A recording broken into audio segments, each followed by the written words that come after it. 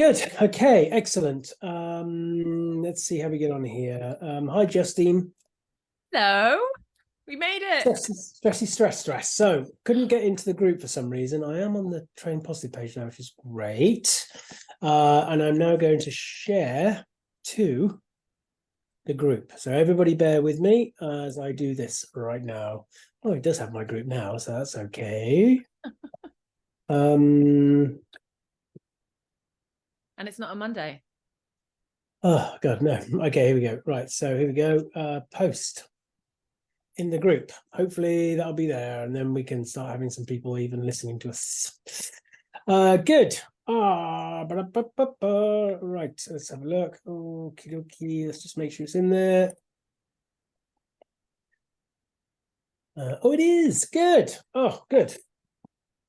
Oh, it says Justine's chat, but never mind. Not the Well, first time I've been that'll called be all right. Justin. That'll It's be all not the right. first time. Justine's. There we go. I'll put an extra E in. So hopefully, what people, yeah, we've got some people viewing this, so that's all right. I can't see what's going on now, but we're okay. Well, let's just talk. It could just be me and Hey. you. I don't know. We're going to talk anyway. But everybody can catch up with this later on. And do leave some comments, either on the kind of train posted page or in the group.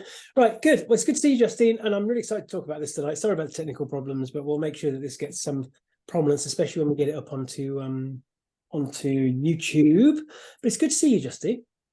Lovely to see you too. I always love chatting with you.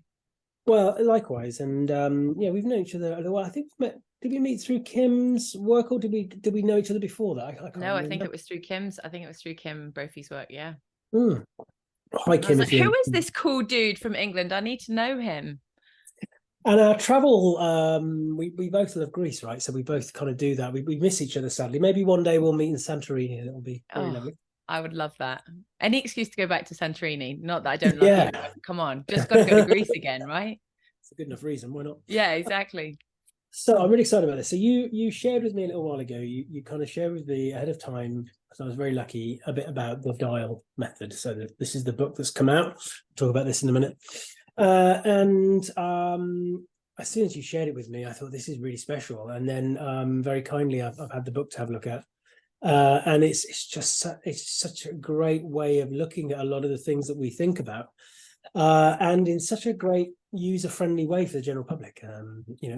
So before we come on to that, then tell everybody a little bit about yourself, Justine, and how you came to enter into dogs, and especially how the dial method came about. Okay, try and say it all in a snapshot. I was obsessed with dogs when I was about 4. That was the thing I wanted more than anything else, more than having kids, more than getting married, more than having a great job, more than anything. But I left school, went to work in television because, like, doing a dog training job at that time, everybody thought was crazy. And then somehow, after being in TV for, I don't know, 8-10 years, I got a dog. And I loved it so much that I ended up becoming a trainer.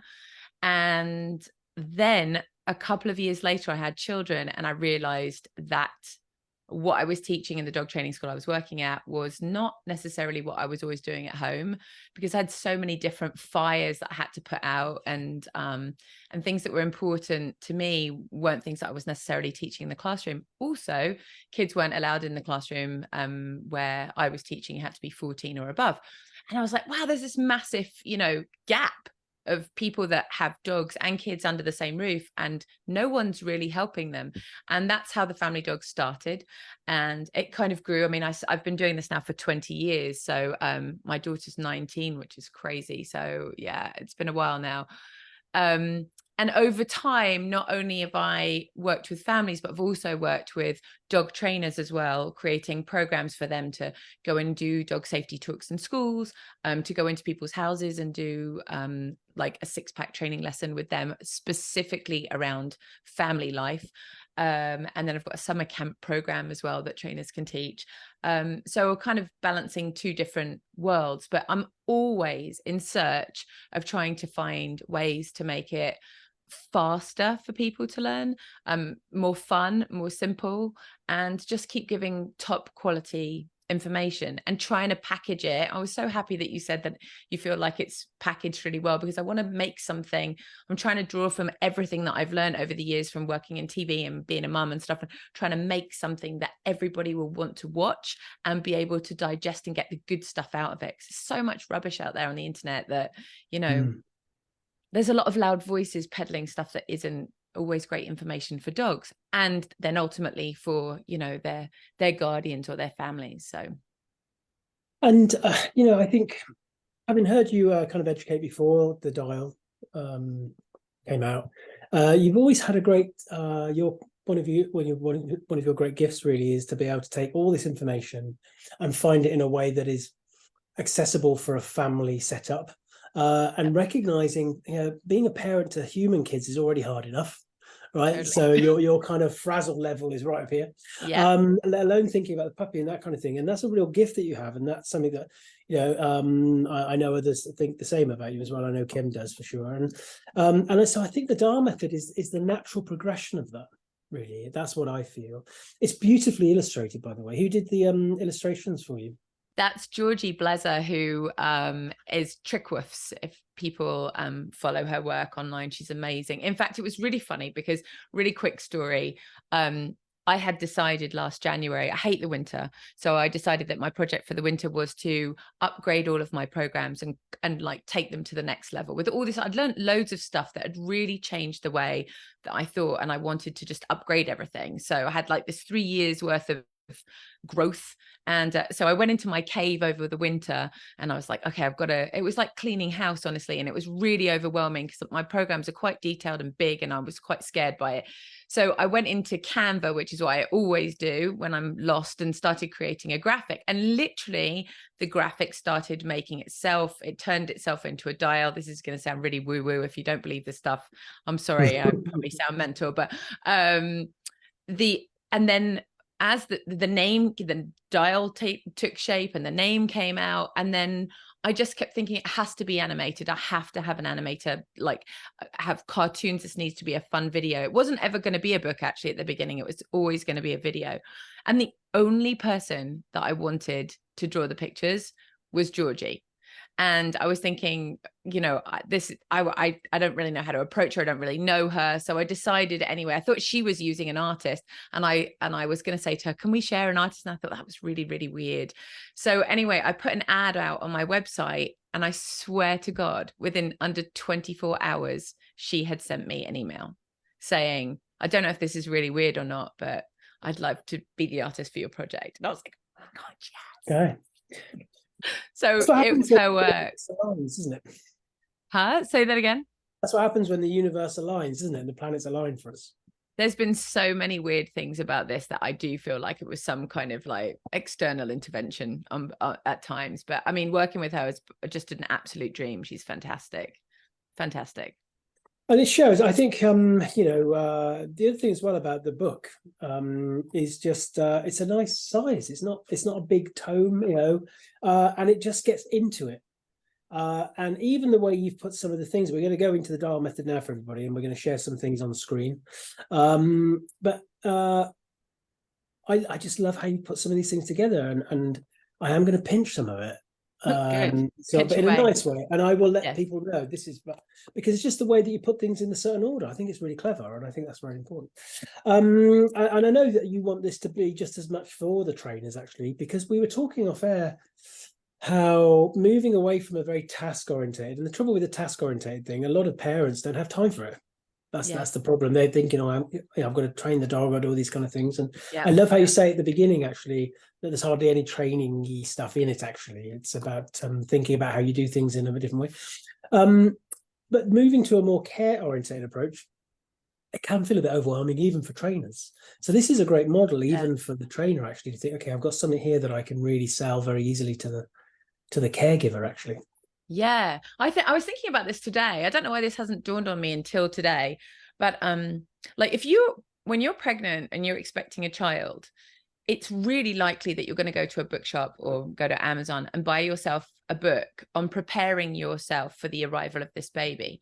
You don't really have expectations on what the baby's going to bring to the party. And what you're going to teach the baby to do. I don't know what's going on. I look like a ghost now. There's a lot of sun coming on. Lit up like an angel, darling.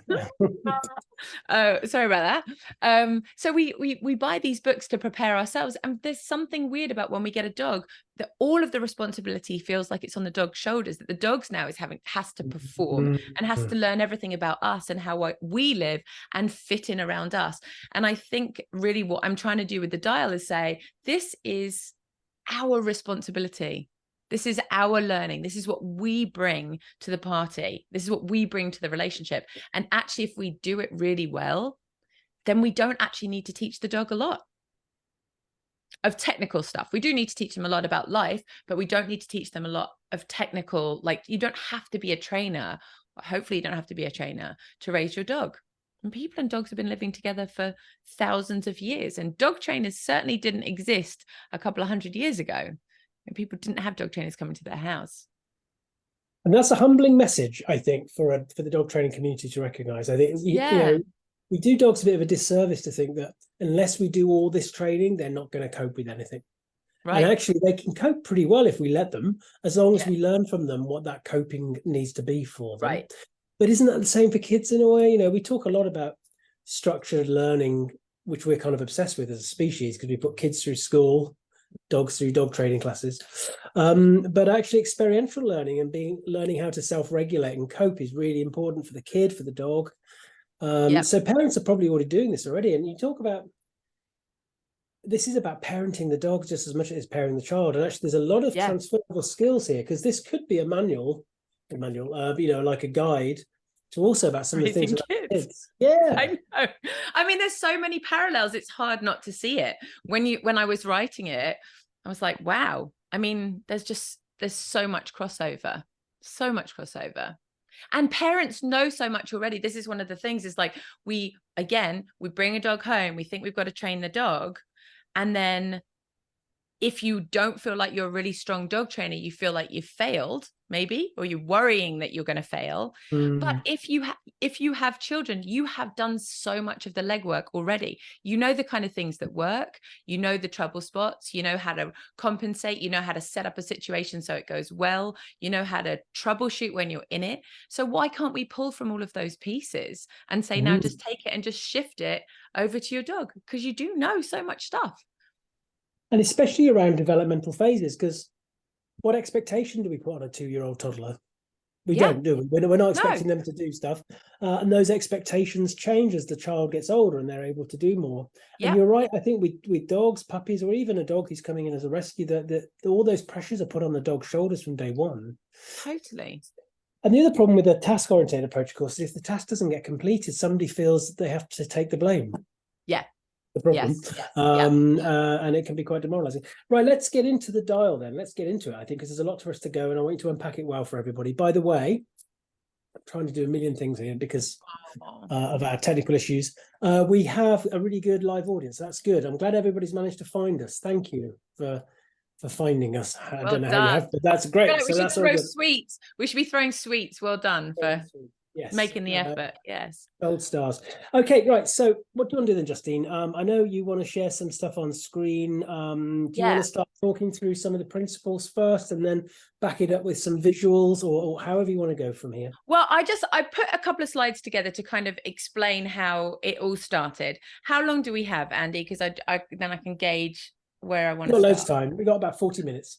Okay. All right. Well, I'll whip through, and if we've covered some of the stuff, I'll shoot through it. So let me just share my screen. Hang on. I'm so sorry about this weird halo effect that I've got going on. Oh, I am not a host. Oh, yes, I am going to do that. Yeah, I took that off tonight. So I'm going to do that now. Right. There you go. There you are. You have the power now. It's great for the complexion, by the way, the light. Say that again.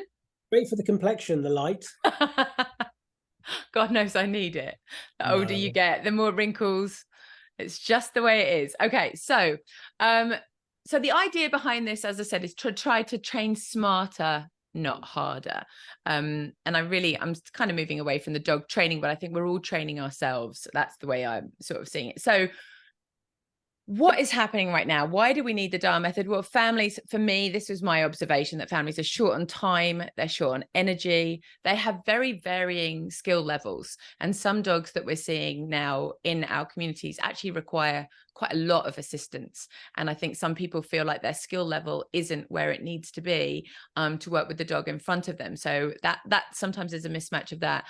Parents with young children have the most to juggle, because they got all these different personalities in their house, and including the dog as well, and now with the least amount of time. And as I said earlier, they hear the loudest voices. There's a lot of loud voices on the internet that aren't necessarily sharing the greatest quality information. And then the issue for dogs is that, well, behavior cases are increasing left, right, and center. All of my dog behavior friends are talking about how overwhelmed they are with clients with behavior issues.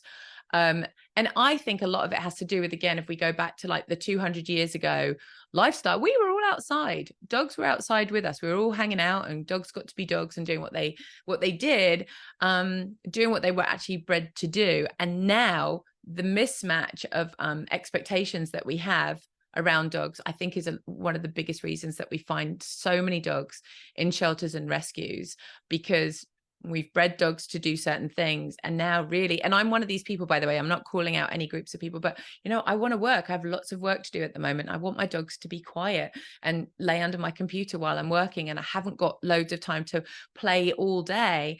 But I have a working cocker. So Andy, I mean, being in England, they're everywhere, those things. They are just really high energy, really intense dogs that were supposed to work in the field. And so it's really hard for them to come into my busy house and, be quiet for a bunch of time while I'm working. Why did we choose them? Well, back in the day, we chose them obviously because of their purpose, how they could help us. And now a lot of my clients will choose a dog based on how cute they are and what their coat type is. And I totally understand that. Like, we see pictures of really gorgeous dogs, and we're shopping, sometimes like shopping for clothes. But that has its downfalls, because if you're not shopping for purpose, then you might not get the greatest fit. And then the last one is, are the needs being met? Going back to my, busy lifestyle. If you've got a really busy family and you're driving kids to, sports classes and extracurricular activities, how are you fitting in the dog in this as well? So obviously I needed to create something that was all of these things: easy, clear, fun, affordable. And I really wanted the best quality information to get out to the public, but in the fastest possible time. And so this thing sort of, happened. The thing that I started off with, the idea of 4, was I thought, everybody can remember 4 things. We can all hold 4 things if we have to remember them, right? That's the most I can remember. Maybe people can remember more than that, but that's the limit for me. So it started off with 4 different sections, 4 zones. And the first one is see your dog. And as we were just talking about earlier, I think we spend so much time thinking about what we want our dogs to do and not enough time on who they actually are. And that's why we start here, because we invited the dogs into our home as to be part of our family. And I think it's really important that we understand dogs as a whole. We understand our individual dog, because every dog's unique. And then we also understand how to read them. We understand how they experience the world. Because when we do that, we can have really realistic expectations of them, fair expectations of them, and how they can show up in our world. It also removes the blame, which you talked about earlier. Like, it's gone. It's just gone. This is your dog. You live with a terrier who's like digging up your lawn and you're frustrated. The dog's not bad for digging up the lawn. It's what we actually bred them to do, was to go down holes. And you're not bad because your dog is digging up your lawn. We just have to somehow find a bridge to help both of your lives feel compatible and great for both of you under the same roof. I think if you can accept your dog for who they are, then that massively improves your relationship. The second zone is parent your dog. I definitely went back and forth a little bit with the word parent. And then the more I thought about it, I was like, yeah, it's parent. Because when we bring dogs into our homes, essentially we are their family. We are their family structure. And so even though they're not children, they are our dependents. And so even if you don't have children yourself and you read the book, you've been a kid and you know what good parenting looks like. So what we're trying to model here is some really good parenting. And the things that I think are important in good parenting would be safety and security, care and affection, guidance, like helping our dogs navigate the world, and advocacy. Like they're the 4 things I think really good parents give their kids. And freedom, obviously, to do the things that they want to do as well. Some like limited choice. And obviously in here, Andy, the biggest piece, this is where your work was so influential on this little, on my zone here, because the support piece is everything. That's your, care versus task continuum. As soon as I heard you talk about that, I was like, yeah, duh. Of course, it's about support, and it's about supporting our dog, but it's also about supporting the kids. There's no right or wrong. There just is. It is what it is. How do we help everybody? So I think the benefits of nailing that section is that we become more patient. We become more empathetic when we kind of see that dogs have some of the same struggles as kids, and we have more clarity as in our role of like what we're supposed to do, what our job is as the guardian of a dog. If you say, let's just go back to the terrier in the garden is digging the hole. If you're like, well, if that was my kid, what would I do? You wouldn't be training them. You would just say, hey, we're not digging holes outside. Sorry, I know you want to dig holes, but we can't do that today. You're messing up my yard. Let's come inside. Let's give you another activity, something else that you want to do that, can check your boxes, but also doesn't destroy my house.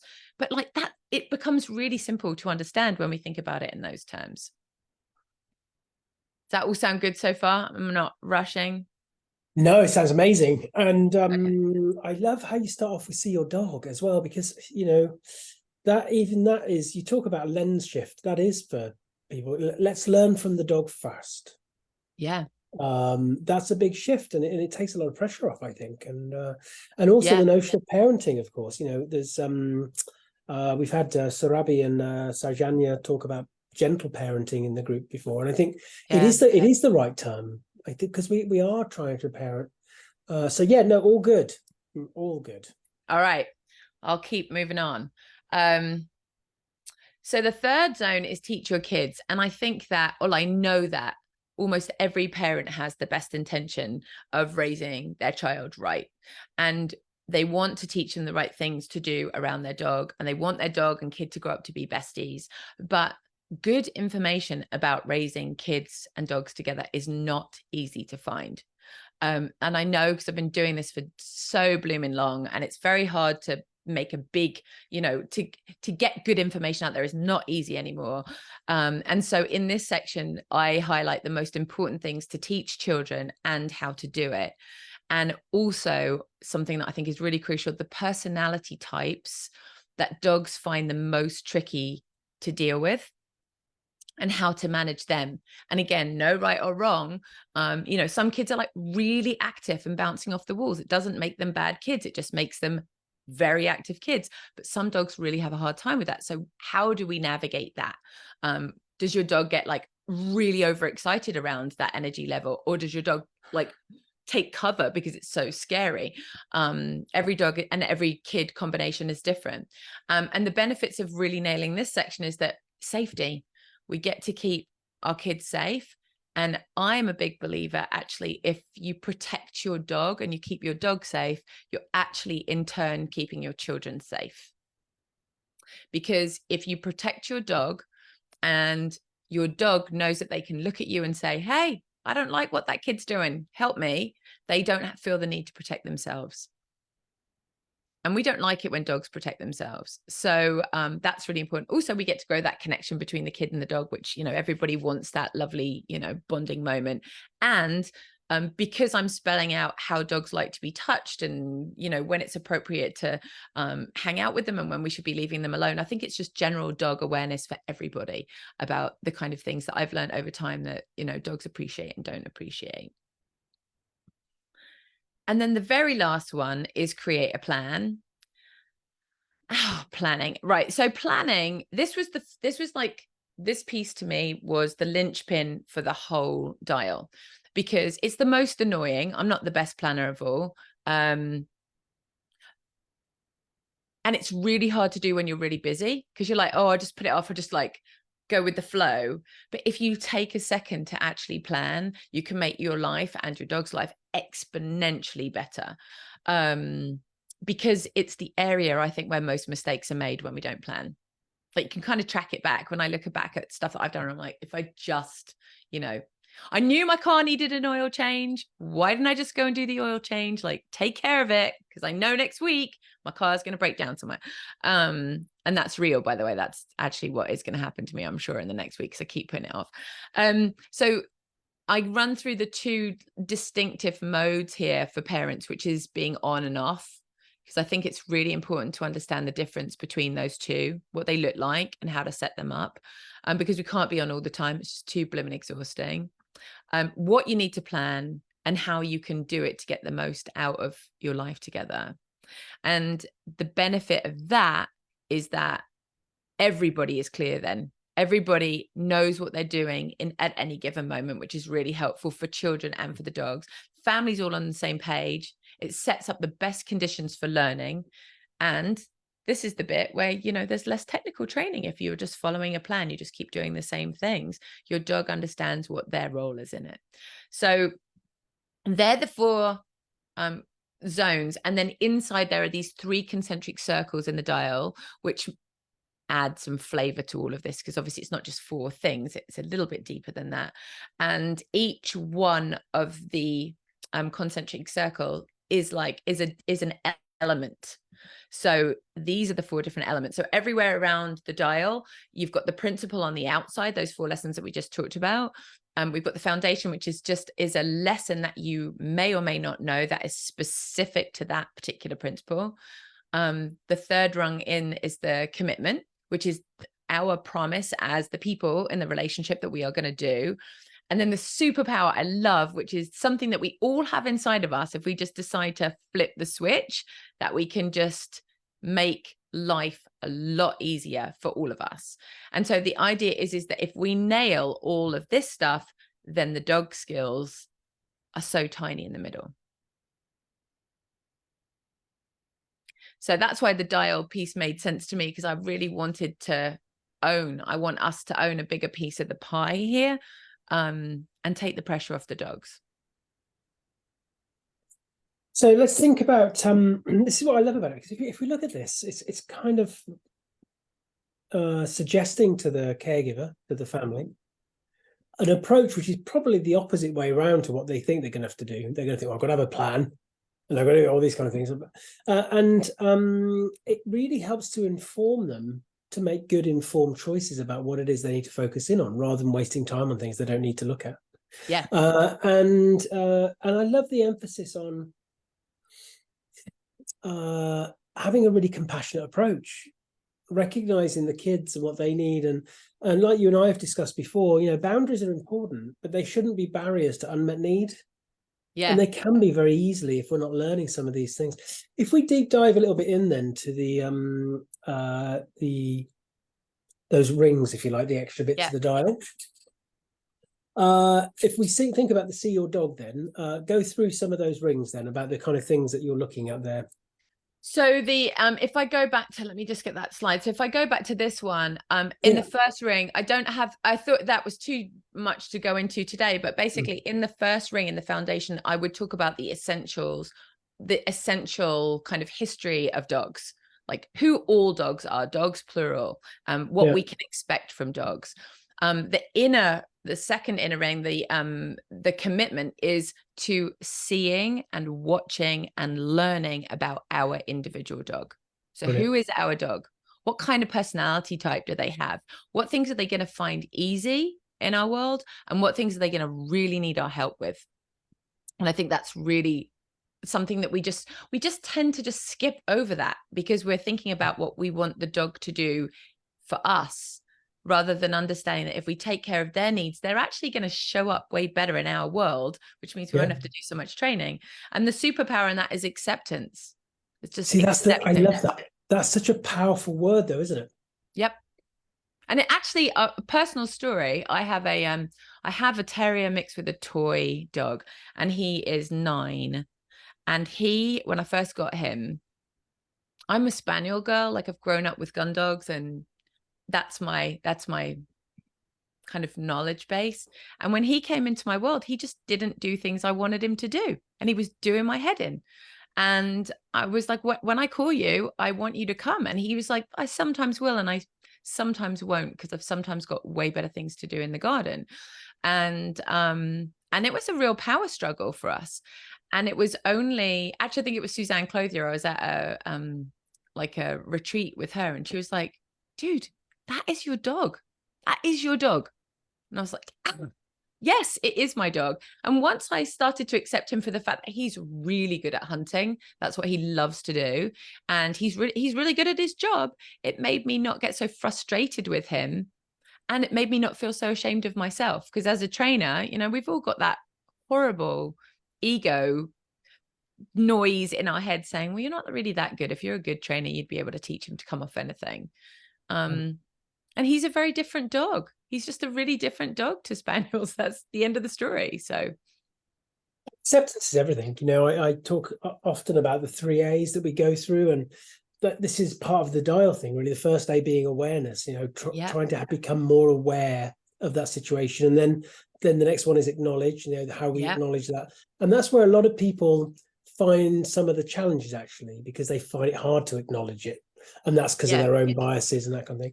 But if you move through to acceptance, that thing that you talked about there about shame, feeling the shame is very much rooted in judgment, the judgment of others and the judgment we put on ourselves. And actually, when you get to acceptance, the beautiful thing is it really allows us then to truly advocate. Totally. I've accepted this situation, and not only advocate for our dogs, but advocate for us. I will advocate for me, because they don't know my story. I do, and I've accepted that. And I think it's really important. And it totally is a superpower. It's liberating as anything, isn't it? It's like, not even just around dogs. It doesn't have to be around that. It can be around anything that you don't like. You're like, okay, but it is. So now what am I going to do about that? It's anytime you find yourself in resistance to something that you have the worst time. And it isn't about being permissive or passive acceptance. It is a case of, well, this is the situation I have at the moment, and I need to think about what it is that I need to do to move forwards. And some of that is recognizing some of the adaptations we have to make around our expectations, not necessarily forever, but right now. Yeah, totally. And it doesn't, you're right. It doesn't have to, it's not permissive, and it's not accepting like, well, that's just the way it is. It doesn't mean that. It just means like understanding where you are and the facts in front of you, and then how you want to move forward with that information. Not trying to change like the essence of it, but how you want to move forward. I wanted to talk about a little bit about the other last bit of the dial that we haven't discussed, which is this guy, the Dial Devil, which is, I think that's my kid side kind of coming in. I couldn't stop myself. My Nickelodeon background, there's always got to be some kind of naughty foil in there. But the Dial Devil is a really good, because we're talking about ego here. The Dial Devil is the personality that wants to mess up the dial and wants to mess you up. And whether that's coming from external forces, the social media, or your dad telling you how, he trained his dog and it was great. All we used to do is whack him with a, newspaper and it was fine, whatever, messages you're getting that way, or just your own internal voice, the shameful voice that, oh gosh, why does my dog always bark at other dogs on the street? It's so embarrassing. The Dial Devil allows me to talk about those things in a not shameful way, that they're just things that, they've kind of landed on us, and we feel them, we all feel them, and we can all spot them now and be like, I see you. I'm not going to fall for that one. I wanted to come up with a way that we can talk about those things without them feeling finger pointy and shaming. And that's really important, isn't it? Because, one of the universal laws is perception is everything. How we perceive a situation a behavior or whatever it is, will very much drive our response. And that is very much influenced by the judgments and expectations around us and our own. We feel this as a parent, right?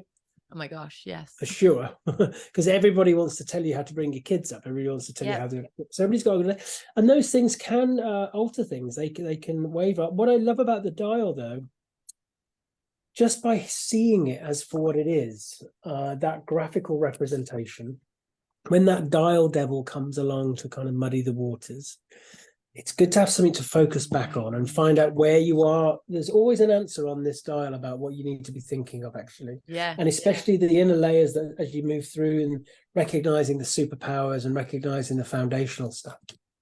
Yeah. I think I don't know of anything that can be condensed down to one piece of paper, to my knowledge, in this kind of dog training world, that is a framework that is also can be really nuanced. It's not prescriptive. It's not telling you exactly what you need to do. It's how to think about it, because everybody's home is different. Everybody's kids are different. Everybody's dogs are different. Where we live is different. Our environment is different, but it gives you like a structure to be able to check in and say, what am I looking at here? How can I help myself? And how can I help my dog? And it's like a checklist, honestly, that you can go back to and sort of, reflect on where you can focus your attention.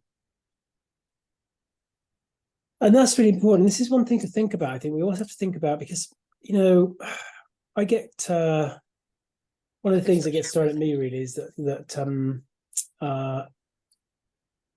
anti-training because of the things I talk about. And people say, well, is training bad? And, training's neutral, isn't it? It's not good or bad. It's what we do with it and why we think we're doing it and what do we think we're going to get from it. And because there's so many unknown answers to that stuff, this is a real problem for the general public, I think, who have been convinced that the most important thing is the training, and then they can't do it, or the dog won't be able to do it. And then we start thinking about, well, the dog must be this, the dog must be that, instead of thinking, well, why can't the dog do it? And often it's not because they won't, it's because they can't. Right. And I think having something that is more care-based for the caregivers initially, and start thinking about building up those layers, and actually the training bit is the last bit, really. Yeah. And I think if you've taken care of the other pieces of the dial, not only is there less training to do, but it also really helps you home in on what you need to teach. Because there will be some things you probably have to teach your dog, and there will be some skills that will just make your life so much easier for you to live together if your dog can, for example, not pick everything up off the floor, or turn away from a squirrel that's running in front of them, or simple things come back to you when the door's been left open. There are some basic skills that I think that all dogs need, in the same way that kids need basic skills, learning how to cross the road, or filling in an application form, whatever the thing is. It doesn't really matter, but the dial will definitely make that very apparent for you, because you'll see where your stuff runs out. You are actually going to have to step into where the dog needs help. And that's important. And also, when we think about just human kids, we have these expectations, these social expectations, these academic expectations, and that's all wonderful. If the child's in a good place, they're able to regulate well, they have secure attachments, all these kind of things. But if they don't, then it's harder. It's the same for a dog. And I think what we do in that first 12 months, especially, and I've documented some of this with Molly's journey, our dog, what is it we really want them to learn? And actually what we really want them to learn is that they're safe, that we're their return to safety, that they will always have the time to be able to process things and not engage with things that they're not ready for. These are really important lessons. And there's a little saying, which is, there's a difference between what we're taught and what we learn. Yeah. And that, and so we might think we're teaching something, but what is the dog actually learning from that? Are they learning that they can say no? Are they learning that they can say, I can't now? And most of us actually are still deeply affected by what we learned through education, not what we were taught. What we learned about the learning environment, our connection to authority, our social safety around peers, those were the real lessons that we learned. Yep. And it's something to bear in mind. Yeah, totally. And if we can set up the best, I mean, the idea is here that if we take care of those 4 zones, then we're setting up the best experience for the dog to be able to learn. If we're making the Yes. message as clear as possible, we have a clear plan. We've taught the kids what they need to know. We're really looking at our dog. We know who they are. We're giving them the best opportunity to be able to learn, more stuff. So, I think it's just really important that we own the responsibility. I know we've talked about that quite a lot, but we just put all the pressure on the dog. So Yeah. much pressure is on the dog to get it right, Yeah. and we can relieve that. And I think it's kind of, we can fast track it when we're training ourselves, because that book, as you said, it's a really thin book. The video program's only 40 minutes long, and you really up level your skills just by knowing those things. And really, this is a book, everybody's in a different part of their journey. So you and I get called in often when things are already at a bit of a crisis point. The dog's already there, the kids are struggling, parents are losing their mind. Yeah. And obviously we have to look at that in a slightly different way. But this is useful for people, for they, even if they're thinking about bringing a dog into the family and how that Yeah. would look. I think that's where the real power would be for somebody who can have that perception shift right from the start. Oh, it'd be such a gift to the dog if you could go in Mm. and you're starting day one from that. And at the same time, I think if you also, for the cases where, we are seeing trouble between kids and a dog, understanding these principles, this would be the first thing I would want to teach them. Because once Yes. they've learned those principles, then everything else after that, we're starting from a completely different level. We're starting up here. Yeah. In 40 minutes. Like that's the thing that I love about it the most, and why I'm so excited about it, is because it's fast, but it's like some of the best science out there.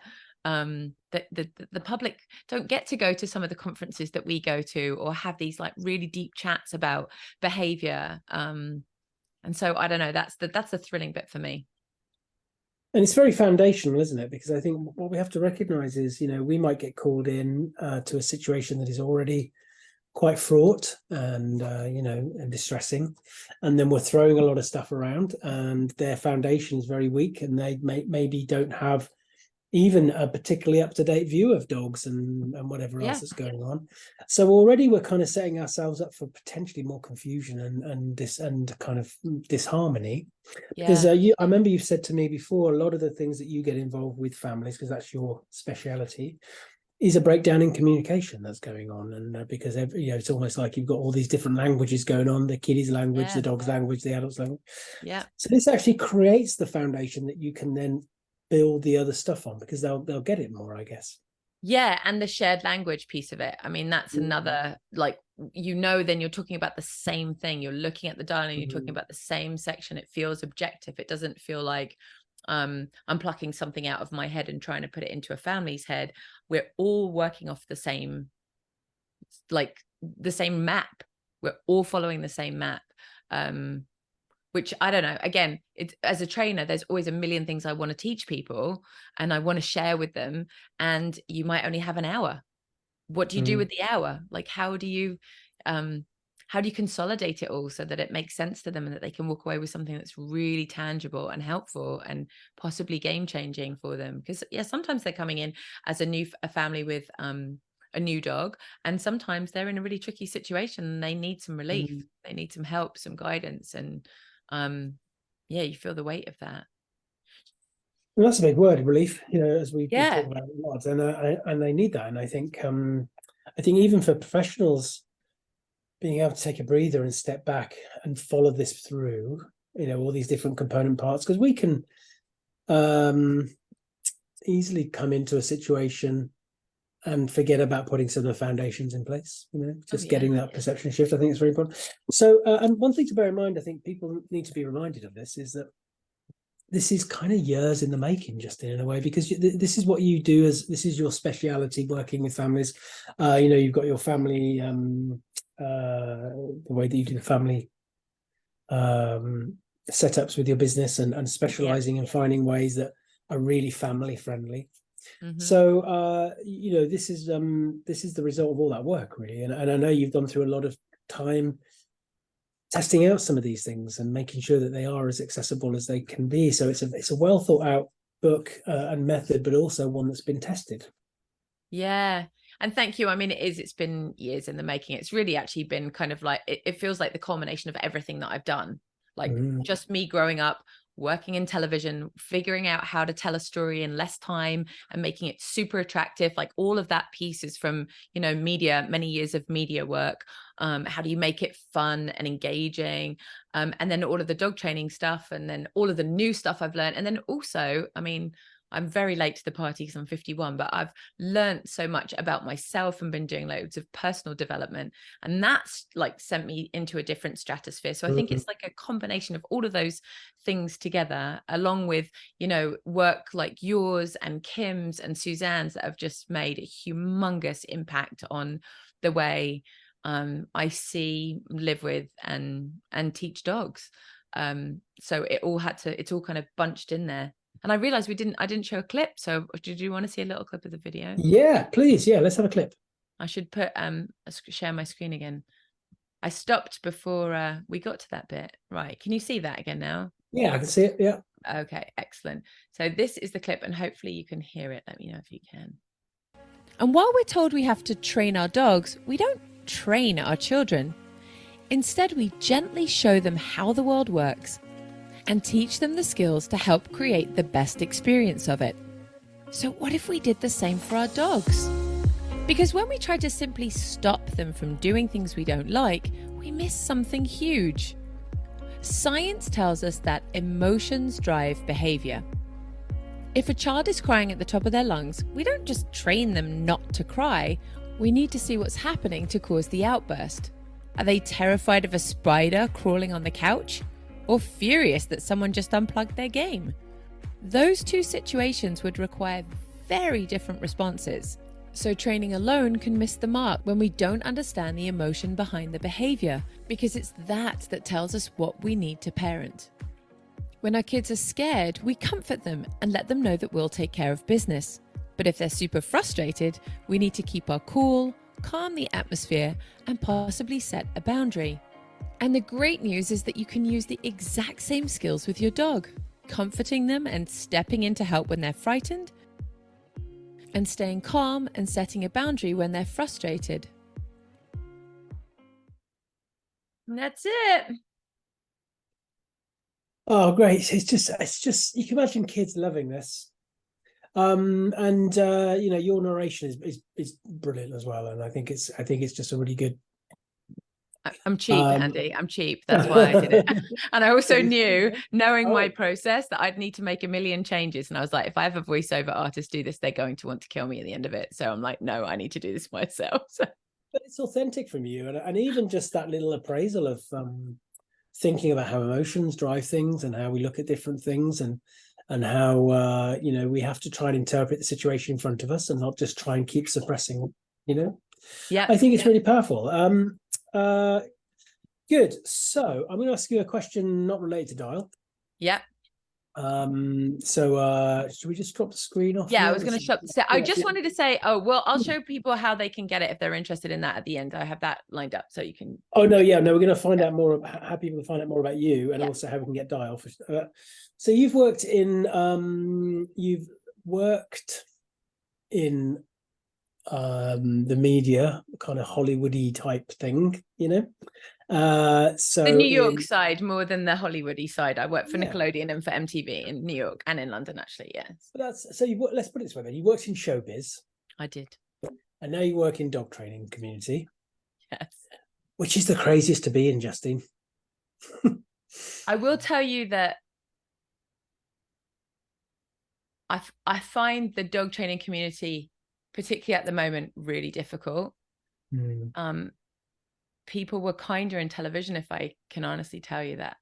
Okay, that's humbling to hear for us in the dog community at the moment. Yeah, I think that's really sad to say out loud, but I think it's actually true. I think we're very divided, and it makes me really sad, because I think we're all actually trying to do the same thing. And sometimes when we go about things in slightly different ways, we alienate ourselves and other people, and that makes me a bit sad. But yeah, I mean, the TV world was crazy. It definitely was at times, really, really long hours. But actually, it was great training for becoming a parent, because I mean, I had some days where I was working. I used to work in live television. So, you know, if you have a show that's coming on Saturday and you're on Monday and you're like, I am not going to get this all done before Saturday, you just worked until it was done. So that, I mean, some days I worked 22, 23-hour days, like really no joke. I came home once, had a shower, and then went back to work. And then when I had kids, I can't believe I'm going to say this, but it's harder than working in television. It's just full time constantly. So my heart, I'm very empathetic towards parents, because it's humbling and it's tiring and it's everything.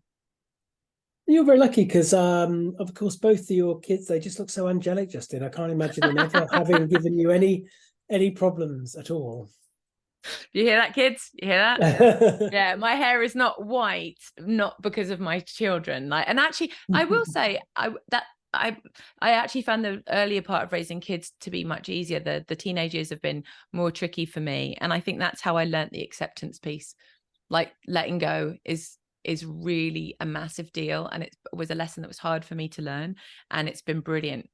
It's really, if you're thinking about slackening the reins, I can only tell you it's magical on the other side, because it really is. It changes so much. And this is a big lesson for us. I think, there's when we have a care approach, which is what Dial is offering for the family. Yep.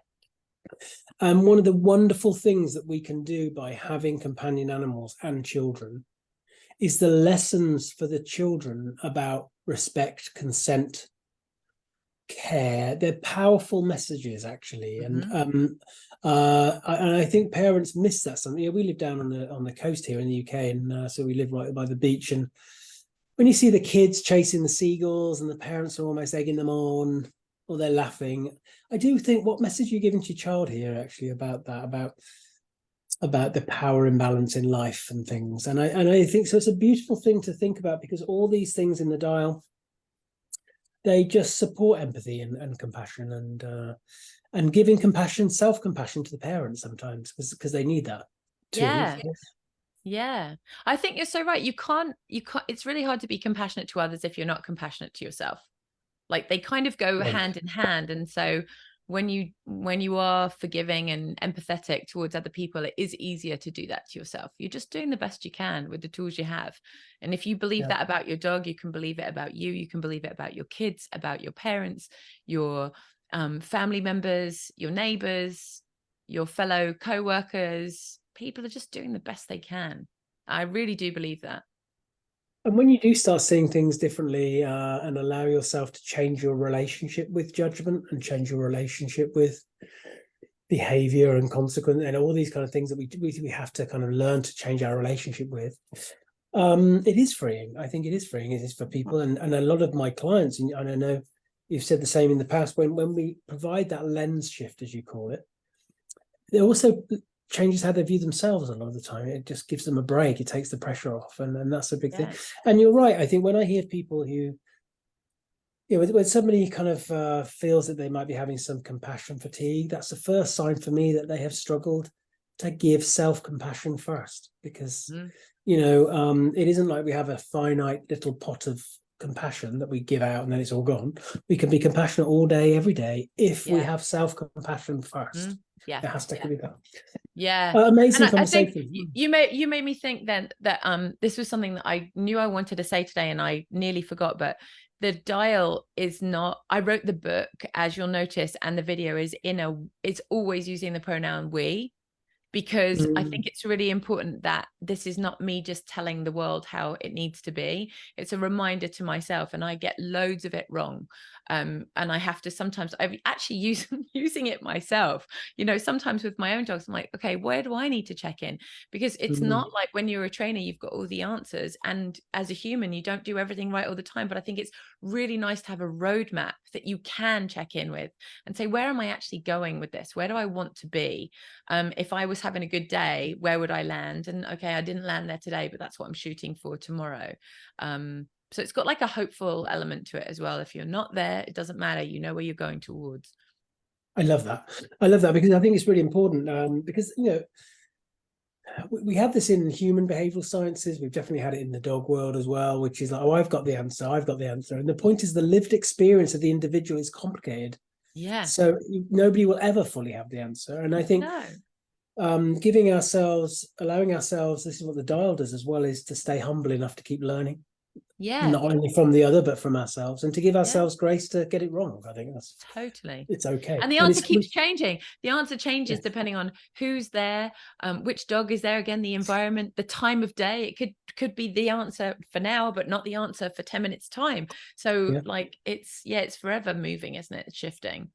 Always. And I think and I love the fact that you're a really well respected trainer who's like, oh, I get it wrong. And I think we all have to say that as professionals, especially with our platforms, not because we tend to show the glitzy stuff, and rather than just saying, sometimes it's hard. Sometimes Yeah. I get it wrong with my husband sometimes. Yeah. I think I know what he might need now, and in fact, it isn't what he needed right now. Yeah. And because it's hard to kind of read these things. Yeah. So where do people find out more about Justine, and where do people find out more about the dial method, and where can they get the book and access the video? And we'll make sure we share some links as well, of course. Yeah, I was going to show if you on here like that. So basically the let me just the book is actually where you can learn all of the information about the dial. That is like the lessons, the cheat sheet, the checklist, and if you're a professional, like a script that you can use as well, words that you can follow along with your families. And then the workbook, which we haven't talked about at all, is actually like how to customize the dial, because it can be used in so many different ways depending on who you are, your family setup, again, where you live, whatever. And it brings it to life and gives you some kind of accountability for making it happen, rather than just reading the book and saying, oh, I'm done now. Like, how do you actually make it work? And you can get both of those on Amazon if you just type in the dial method either on .com or .co.uk. But and I don't have any say in the pricing over the stuff on Amazon, obviously. But if you wanted to watch the video and get the e-workbook, if you come to thedialmethod.com or the little QR code that you can see on the screen, you get both of those things, and I can offer you a nice big 40% discount to the people that follow you in your wonderful dog-centered care group. And yeah, that's the easiest way to get that. Well, it's really generous of you. Thank you. We do love a discount code. Yeah. So I'll make sure that we have all this information that we can put in. Thank you for everybody who managed to find us tonight. We've done really well actually with the live. And hopefully I'll get that sorted out for next time. So I don't know what happened there. Excuse me. One date for everybody's diary ahead of time. It's a biggie for us, pre-Christmas treat. December the 8th, everybody, put it in your diary. We're going to have an ACE celebration, all things ACE, which is animal-centered education. Sarah Fisher, Matt Donovan, Chloe Scones, they're all going to come, and me, the four of us, and it's going to be like a big celebration of ACE. It won't just be like a chat like I have normally. It's just we're going to talk a lot about stuff. We're going to hear more about it. We're going to be inspired by Sarah, and also it's a chance for everybody in the virtual space to ask questions. It's going to be great. Maybe a mince pie, and maybe a Christmas jumper. So there you go. That's something for you.